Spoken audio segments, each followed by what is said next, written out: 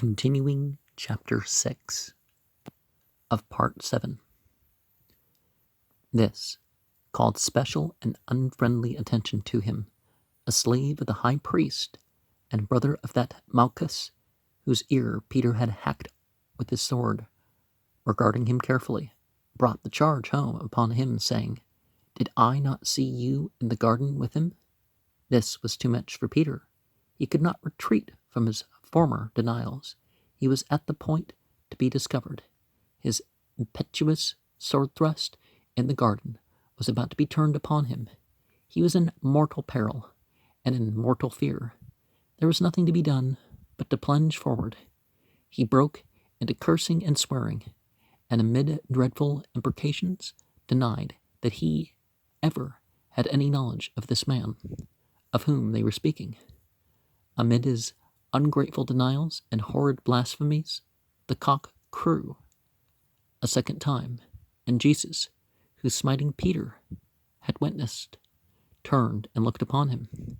It was the last look Peter received from the eyes of his master before his death. The look and crowing of the cock came together, and Peter saw how truly had come to pass what Jesus had so pathetically predicted. That's an odd word to throw in there, right? That before the rooster should crow twice, he should deny his master thrice.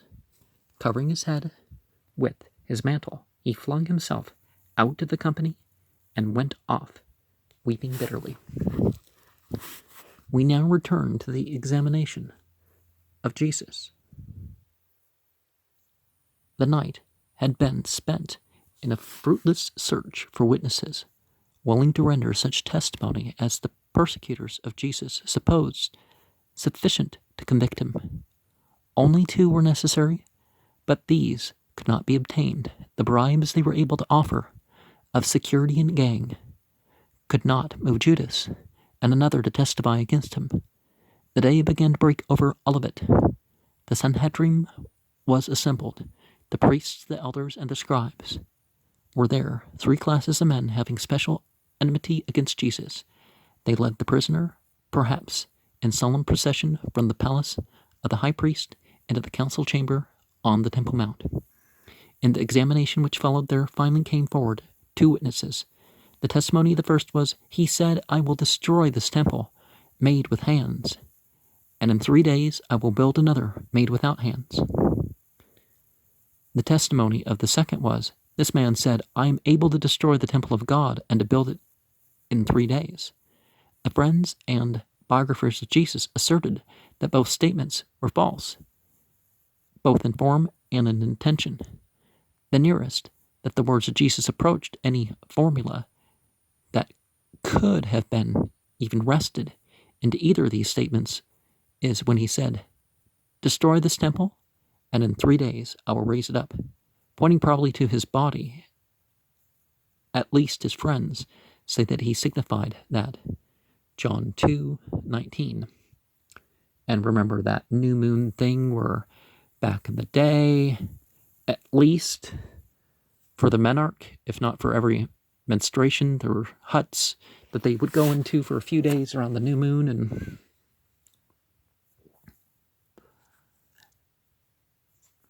and that he spoke in the evasive way as being a proper reply to his enemies under the circumstances.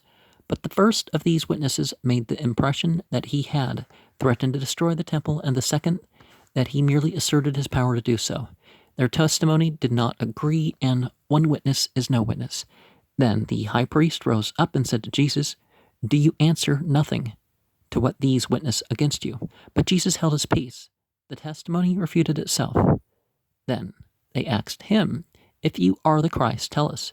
He replied, "If I tell you, you will not believe, and if I shall question, you will not answer." It will be perceived that his persecutors desired to obtain evidence against him on 2 accounts. First, blasphemy. Second, sedition. On the first, they could condemn him to death as Lord spiritual. On the second, the Roman power could execute him. If they could prove only the former, as it was a mere question of religion. The secular arm would not destroy him, and the right to inflict capital punishment had been taken away from the Jews. If they proved only the latter, they would leave to him all his moral influence over the people, in whose eyes any rebellion against Rome was a high virtue. If both together could be made out, the prisoner would perish. They could have found ample proof that Jesus had violated the Sabbath, according to their law of observance, but the testimony would have shown that he had always therewith connected the performance of a miracle. They could have proved that he had denounced the clergy and the church and set the traditions and ceremonials of Pharisaism at naught, but that would have excited in the behalf of the friendly feeling of the Sadducees, who as well despised churchism. Now, church, coming from the idea of hero shrine, wasn't not quite the right term, but the difference between churchy and religious, right? There was a narrow path to tread, and they persistently kept in it. They could not prove the necessary allegations, and they attempted illegally to extort confessions from the prisoner, which they might use to his damage. Then Caiaphas solemnly said to him, "I adjure you, by the living God, that you tell us if you are the Christ, the Messiah, the Son of God." Well, son belonging to God, it wasn't anything that anybody would have taken literally, as we see from Tonic and from Jewish writings at the time. He calls upon the prisoner on oath to testify in regard to himself while he is on trial on a criminal and capital charge, a gross infraction of that rule of morals and jurisprudence, says Dupin, which forbids our placing an accused person between the danger of perjury and the fear of inculpating himself, and thus making his situation more hazardous. But when the high priest persisted, Jesus replied, "You have said it. Moreover, I say to you, from this time you shall see the Son of Man sitting on the right hand of power, and coming on the clouds of heaven." Among the ancients, the deity was represented hieroglyphically as being in the clouds to signify his celestial habitation. Traces of the reduction of that picture to language are found through the sacred books of the Jews. Jehovah rideth upon a swift cloud, Isaiah 19:1. The clouds are dust of his feet, Nahum 1:3. I saw in the night visions and beheld one like the Son of Man came with the clouds of heaven, Daniel 7:13. It is very probable that Jesus had a special reference to this vision of Daniel, as well as general reference to the idea contained in this pictorial representation, which reduced to our language would mean a claim upon the part of Jesus to have a divine relation to the world and to be about to be acknowledged as a divine person. It is not for a moment to be supposed that he intended his words to be taken literally, or that the Sanhedrin so took them. Literally, they amounted to nothing, unless one should take them as the harmless exaggeration of a weak head. But Jesus was no such man, and the hour was too solemn for anything of the kind. He was on trial for his life. He obviously believed that his hour had come, and that he was speaking from the depths of his nature. He did not mean that he was coming on the clouds of heaven literally. It were a ridiculous thing, and thus far as we have found nothing ridiculous, surely, in the character and words of Jesus. How many so inexplicable things we may have discovered. The high priest did not so understand him, else he would have burst into laughter instead of exhibiting horror. Jesus meant to claim divinity. So Caiaphas understood him, and so the Sanhedrin. Therein was the blasphemy. If this be not the meaning of Jesus, this part of his history seems to me wholly unintelligible. Now, blasphemy is not actually blasphemy if you're just disagreeing.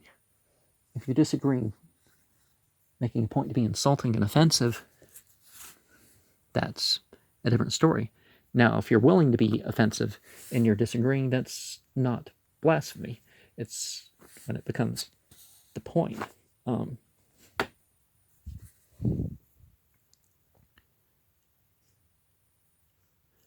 When the high priest heard the reply of Jesus, he rent his clothes.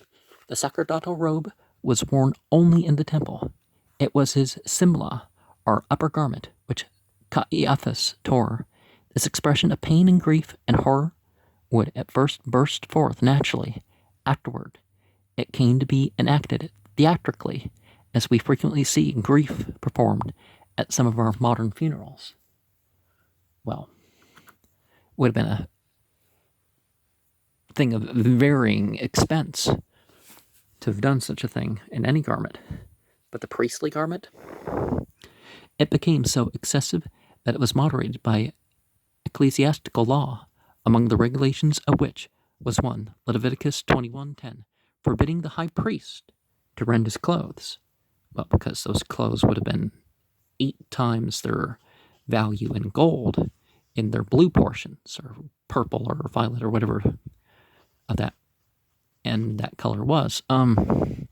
We learn, however, from 1 Maccabees 11:71, and from Josephus, the Book of the Jewish Wars, is that what BJ stands for? 2:15-24,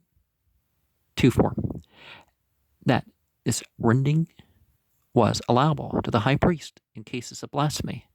To this violent gesture, Caiaphas added the exclamation, "See, he has uttered blasphemy. What further need have we of witness? See now, you have heard the blasphemy. What is your opinion?" And outside of biblical things that I guess has been quoted and more than one realizes, but here is one who is at once accuser and judge, and he presents the disgraceful spectacle of a judge in a rage. He demands a verdict of condemnation based upon the words of the prisoner. As those words are interpreted by himself, all this was contrary to the well-established Hebrew law. The whole council taught the temper of the violent man. The judges excitedly asked him again, "Are you then the Son of God?" "I am," said Jesus. They cried out, "He deserves to die." The officers, the slaves, the bystanders generally broke into furious revilings, taunts, and insults. Now, they said the same when it meant the non-literal thing too sometimes. So, while still on his trial before condemnation, the high priest and the council gave him over to the brutalities of the unofficial people. Now, that shouldn't be done in the criminal justice system. Should be exacting and carried out by the state and usually public and all that. But they spat in his face. Slaves slapped him with the palms of their hands. They blindfolded him and said, "Prophesy to us, O Messiah. Who is he that struck you?" And the judge and the jury allowed all this. Indeed, these men probably did it that they might obtain the favor of their masters, and yet it is maintained by such learned and liberal modern Jews as M. Salvador that as a Hebrew citizen Jesus was fairly tried. While suffering these things, Jesus heard Peter cursing and swearing, and avowing that he never knew him. From his infuriated judges, he turned and looked upon his faithless disciple. Jesus was most completely abandoned. Section 5, Pilate. It is to be remembered that Palestine was a conquered province, regularly governed by conquerors. 6 years after the birth of Jesus, Archelaus, the son of Herod, had been deposed, and Judea and Samaria annexed to the province of Syria, and Praeses, or governor of which was the highest representative of Roman imperialism.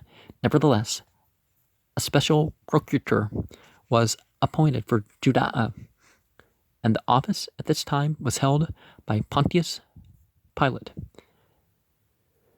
The procurator ordinarily resided at Caesarea by the seaside, but usually came up with troops to attend the great festivals, partly for the enjoyment he might have amid the excitements, and partly because it was his duty to keep the Roman authority before the eyes of the Jews, and to be ready to repress any popular outbreak which would be likely to occur when so many people were assembled at the metropolis.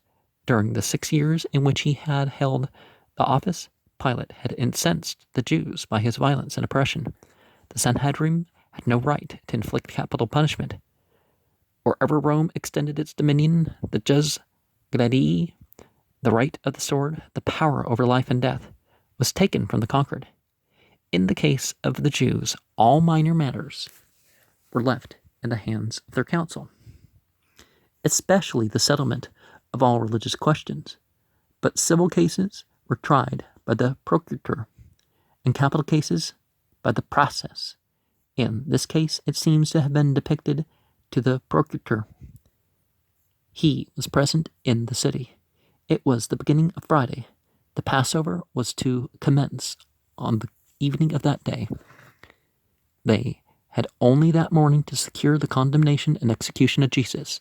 If delayed until the festival had passed, the whole country might be aroused, and a great reaction in his favor might set in. It was therefore determined to keep him bound and guarded, and to assemble at daybreak and push their plans to a consummation. All the night long was Jesus buffeted, tortured, insulted. They would have killed him if they had dared, but Rome looked down on them from the tower of Antonia and kept even churchly rage in check. Day began to dawn. The light was breaking over Olivet. The earliest movements must be made. The procurator must be seen as early as practicable. It was a resembling of the Sanhedrim. In the night session, they had condemned him, but beyond that they were powerless. They could not execute him, and they could not see Pilate at that hour. The object of the morning meeting was to connect plans to have him put to death, according to their verdict. This could be done only through Pilate. They prearranged their methods. They took Jesus bound, making as imposing a procession as possible, thus as far as in them lay, prejudicing his case. The palace of Pilate had been desecrated in their eyes by having been the residence of a Gentile.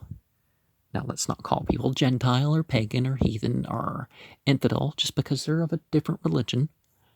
These scrupulous officials, intent on a crime, compassing the destruction of a man against whom they could prove nothing, although he had led a public life, by the space of 3 years, were so cautious that they would not defile themselves by entering a Gentile's house, because the Passover was at hand.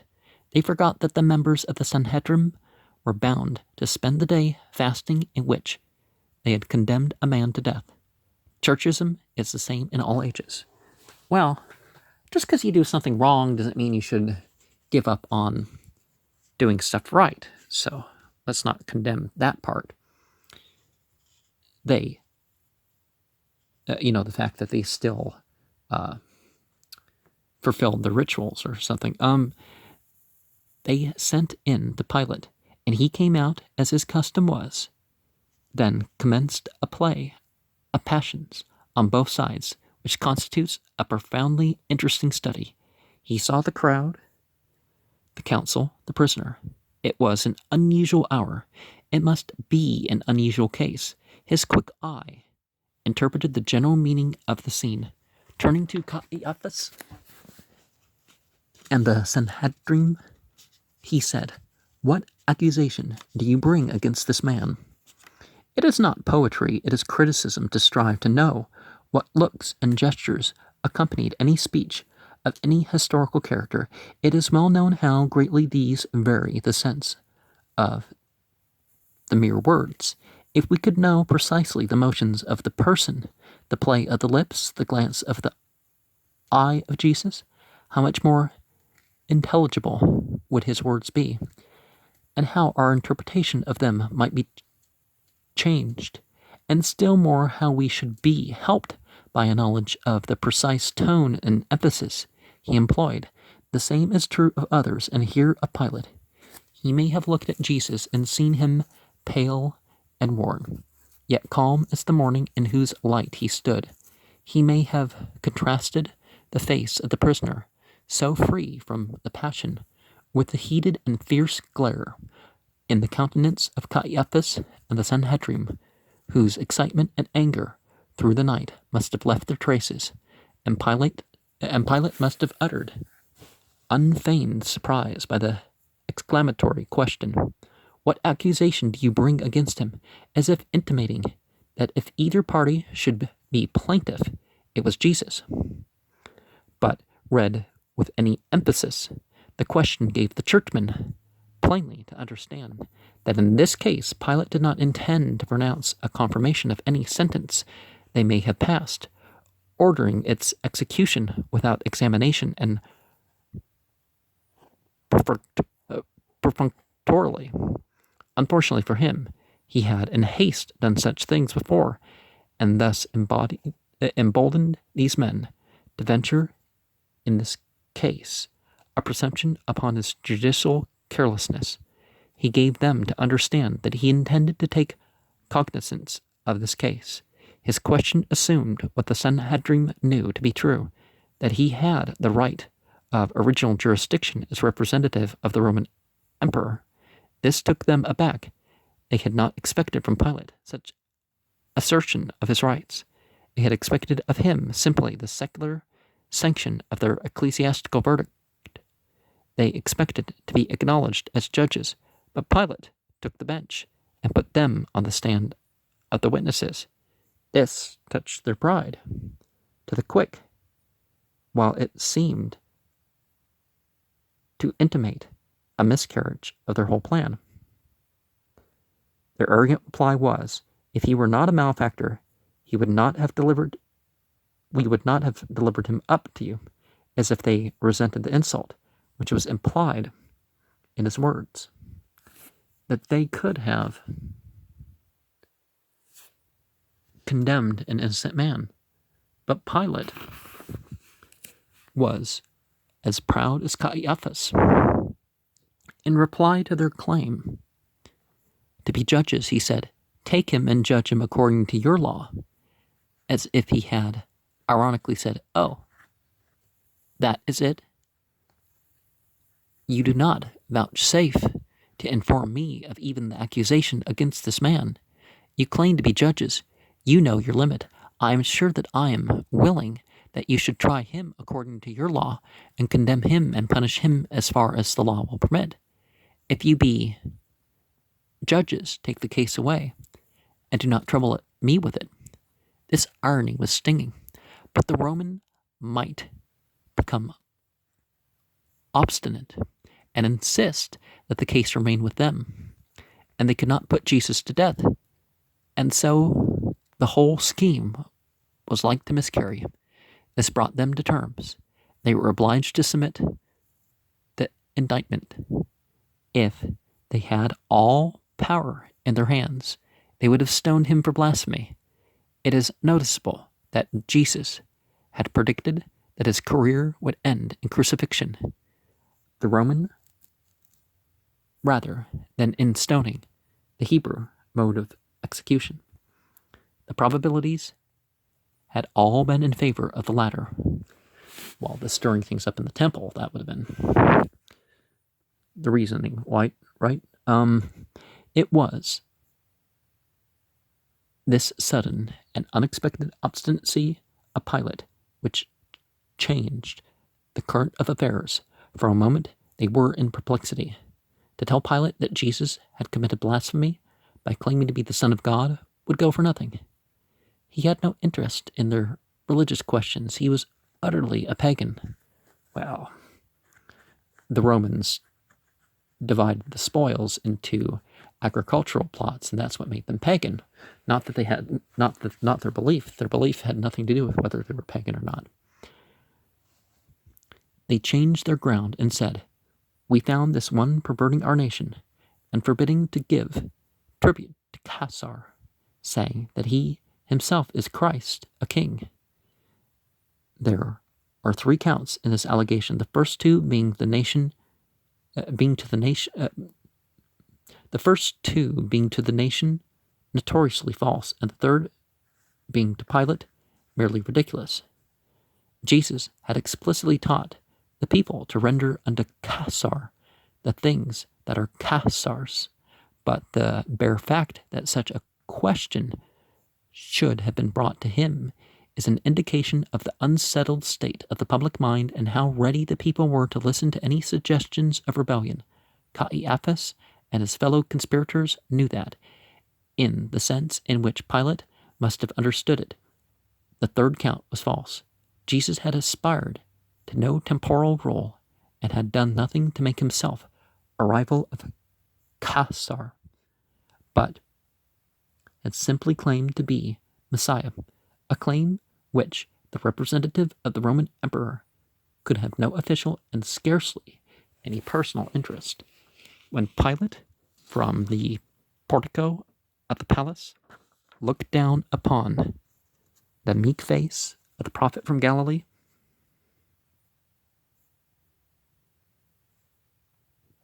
and saw his hands bound, and the spittle of the slaves on his beard, and his general friendliness, and how thoroughly he was in the hands of his enemies, it must have seemed the most absurd thing to him that Caiaphas should bring such a man under such circumstances and charge him with the loftiest political ambition and the most immense political enterprise.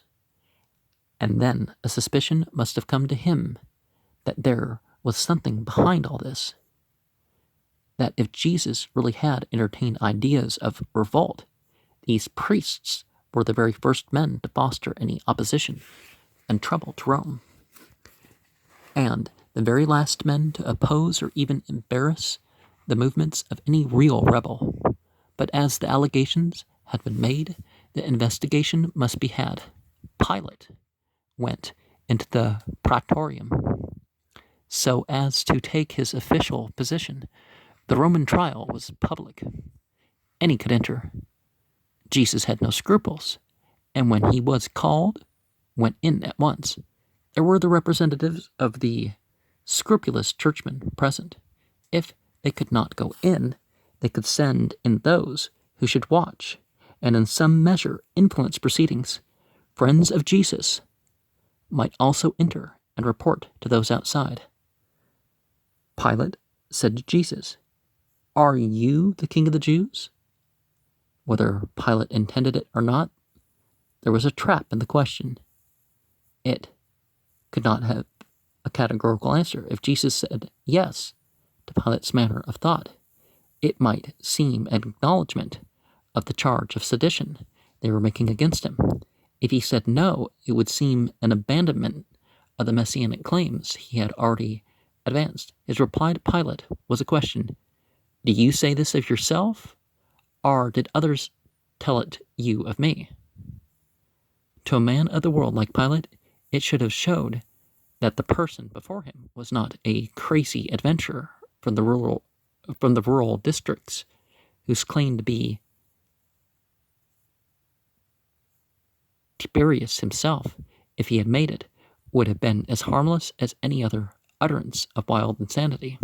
It meant, "Do you put that question to me in the Roman or the Jewish, in the political or the ecclesiastical sense? Am I a Jew?" Pilate replied, rather petulantly, "Your own nation and the high priest have delivered you to me. What have you done?" Jesus had done nothing. His abstinence from all politics was remarkable. His enemies could bring nothing against him. The charge of sedition was an unfounded calumny, and they had not been able to find a solitary man in the crowded city to bear witness thereto. But now he can approach and answer to Pilate, which shall be consistent at once with his innocence and his claims. He said, "My kingdom is not of this world. If my kingdom were of this world, then would my servants fight, that I should not be delivered to the Jews. My kingdom is not from hence." Here was a statement which implied that there was a kingdom whose defenders were not the Roman eagles. To an imperial official, there seemed to be no kingdom that was not Roman, or if any other kingdom it would draw sword, but in vain, for it should soon succumb to Roman power. But the kingdom of Jesus was totally disengaged from secular governments, reigning under and over and through them, and would survive them, and did not need the defense of the sword. But a kingdom implied a king, and yet such a kingdom as Jesus had been describing seemed a mere vague idea. So Pilate asked, "Are you not a king then?" Now Jesus had placed his judge in such a posture that the answer about to be given should not be deceptive. "Thou sayest that I am a king. To this end was I born, and for this purpose came I into this world, that I should bear witness concerning the truth. Every one who is of the truth hears my voice." It was the kingdom of truth, and not of physical power, in which he claimed to be supreme. Such a claim threatened no danger to the emperor. Why then should Pilate care for it? He had heard such things before. There were Greek and Roman philosophers who taught that those who lived by the truth were kings among men. And it seemed to Pilate that it was the same proposition he had heard often, now pronounced by a Jew. He did not believe that men could reach the ultimate and absolute truth. It was a pretty fancy for poetic dreamers, a fine theory for recluses and philosophers, but there was nothing practical in it, nor useful to a man of affairs. It may have been with some bitterness of regret that such a search should be, as he believed, fruitless, that Pilate exclaimed with a sigh, "What is truth?" as he passed out to the portico to announce the acquittal of Jesus to the priests, which he did by saying, "I find no fault in him." Then the vehement Sanhedrin repeated their accusations. Jesus said not a word. The contrast between the raging churchmen, well, ecclesiastics, and the meek heretic struck Pilate so forcibly that he appealed to him. "Do you answer nothing? See how many things they witness against you." Jesus kept his silence. In the ecclesiastical and in the civil courts, Jesus paid no attention to anything that did not touch his claims to messiahship. When that was involved, he was perfectly explicit, giving his persecutors and his judges ample ground. On all else he was silent. He seemed determined, when put to death, to perish in his claim to be the Son of God, in a sense signifying that he was God's equal. Well, didn't he explain how that doesn't mean that he's equal to God? As we saw in the other part of the book, in turn to any Bible. This self-control seemed marvelous to Pilate, who reiterated his judgment, saying, "I find no fault in this man." But the crowd about the portico was fierce. However innocent Jesus might be, he had manifestly rendered himself odious to the ecclesiastical rulers. It placed Pilate in a trying position. For all it appeared, he should have set Jesus free, but to do so peremptorily before he had allayed the passionate excitement of the church party would be to peril all parties. His parley with the priests was in the interest of Jesus and justice, but the rabid mob shouted, "He stirs up the multitude throughout all Judea, even beginning from Galilee to this place." Here was a distinct charge of sedition, but the naming of Galilee was an outlet for the perplexed Pilate. They mentioned it as a sinister circumstance that this man's ministry had begun among the turbulent Galileans in a country belonging to his political adversary.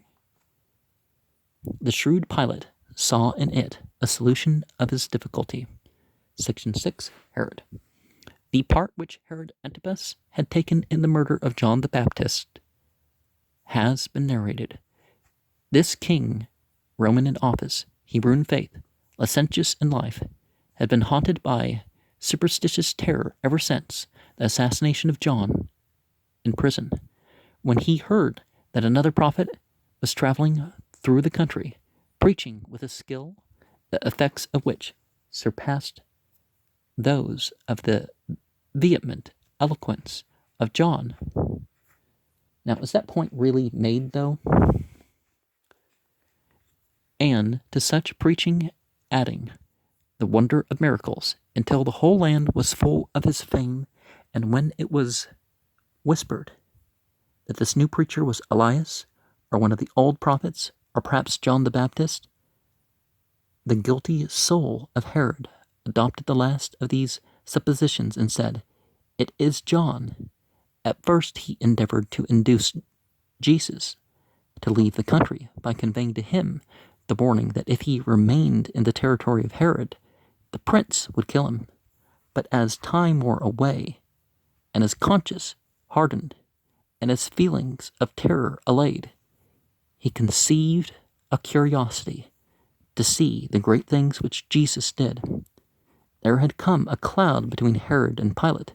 Some of the turbulent subjects of the former had visited Jerusalem on a festival occasion and created an insurrection which Pilate had suppressed by indiscriminate slaughter, not stopping to send them for trial to the courts in the dominion of Herod. This had made an estrangement between the rulers. Now the Galilean king had come up to Jerusalem to celebrate the Passover. It would be a graceful recognition of Herod's jurisdiction and a compliment to send this distinguished prisoner to him for a trial. It would free Pilate from further proceedings. Therefore he sent him to Herod. It did heal the quarrel, but it did not relieve Pilate of the case. When the frivolous Herod saw Jesus, he was glad.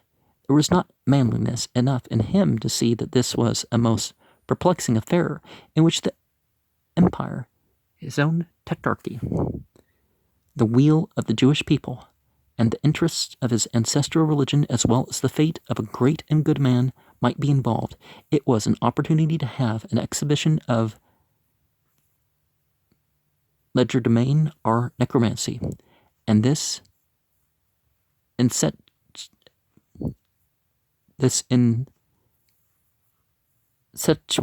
assassin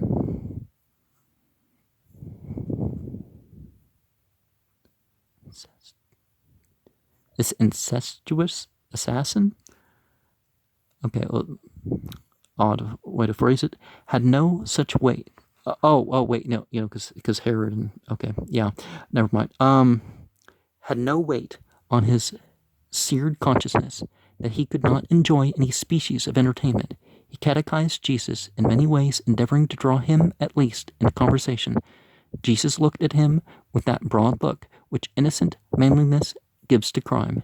He could have spoken what would have riven Herod, but he was silent. The church party stood near, and were vehement and violent in their accusations, but not a word could be extorted from Jesus. He had never before met any man or woman or child to whom he would not speak. There never was so great a sinner that with any expression of contrition could not have a word from Jesus. But Herod lived and died, and probably the only man who, having seen Jesus, never heard the tones of his voice, nor a syllable from his lips. And we'll get back to that later.